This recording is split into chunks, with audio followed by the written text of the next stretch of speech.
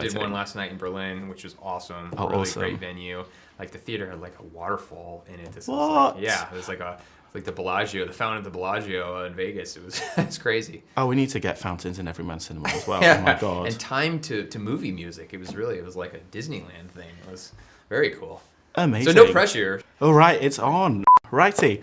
Jeff, thank you so much for talking about Sonic the Hedgehog with me today. So I'm going to start off with a hard-hitting question. So if you could be any other character other than Sonic or Dr. Robotnik in the Sonic universe, who would you be? Oh, I mean, I think Knuckles is pretty cool. Yeah. Yeah. I mean, he's kind of a badass, so I'd go with Knuckles. You know what? I'd actually go for Cream.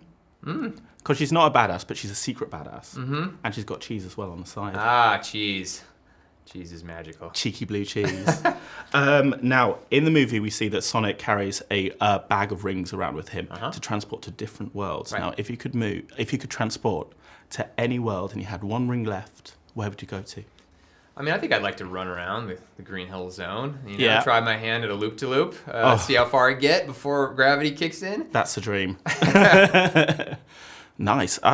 I think I'd go for Green Hills as well. Yeah, I mean, it's iconic, right? I mean, that's what you think of when you think of Sonic. I mean, it all comes back to that. I mean, there's obviously so many, the Labyrinth Zone, and sort of to beat the clock on the water rising and having to, suck down air bubbles every 15 seconds. So. But I just want to start off at level 1. Right. Just beginners, Yes, ideal absolutely. and easy. Now, of course, you've met Sonic in real life, but I want to know behind the scenes. I want to know the behind the scenes goss. What is Sonic like off camera? He's the fastest, first one gone from set. The minute I call cut and that's a wrap, he's gone. I don't know where he goes, and then he's back the next morning. But he's a hard worker. He's always up for going a few times, a few takes, and usually gives us lots of great material. But yeah, at quitting time, he is gone. So I'm guessing because he's so fast, he takes quite a lot from the craft table. Now that you mention it, there were many days where some of those cupcakes disappeared a little too quickly. Chili dogs also. So now that you mention it, that might have been the little blue guy. Ooh, that probably sunk into the budget a little bit. Chili dog budget was very high. Oh, I can imagine.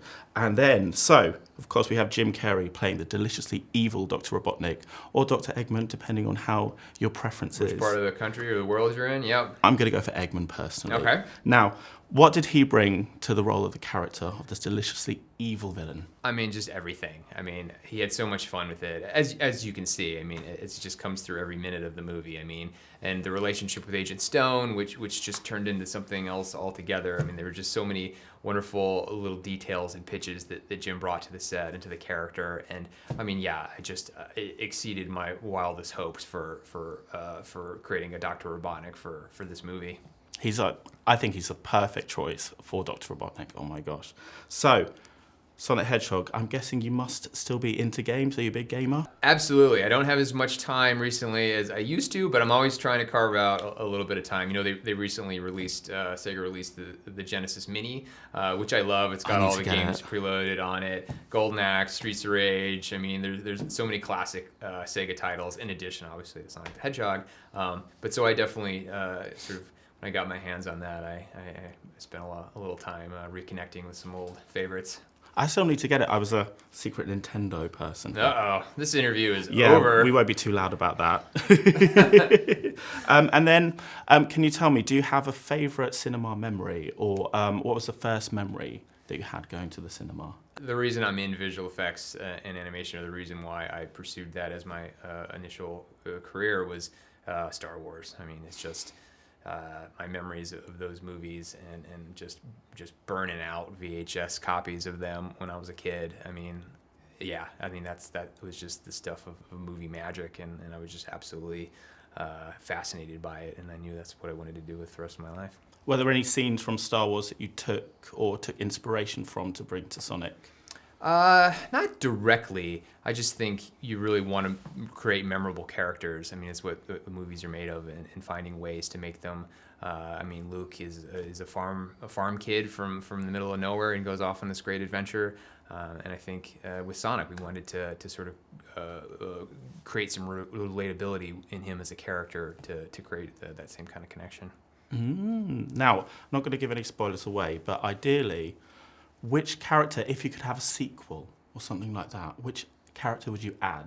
Would it be Knuckles? It'd be at least one. I think there's a lot of fun characters that are fan favorites and favorites of mine that it just I think would be an absolute thrill to bring into the Sonic movie world. So we'll have to see. Right now, just excited to get this movie out and have fans and audiences experience it, and then hopefully fingers crossed we'll get to do more. I'm holding them very I cross. appreciate it, man. Jeff, thank you so much. Thank you. Absolutely.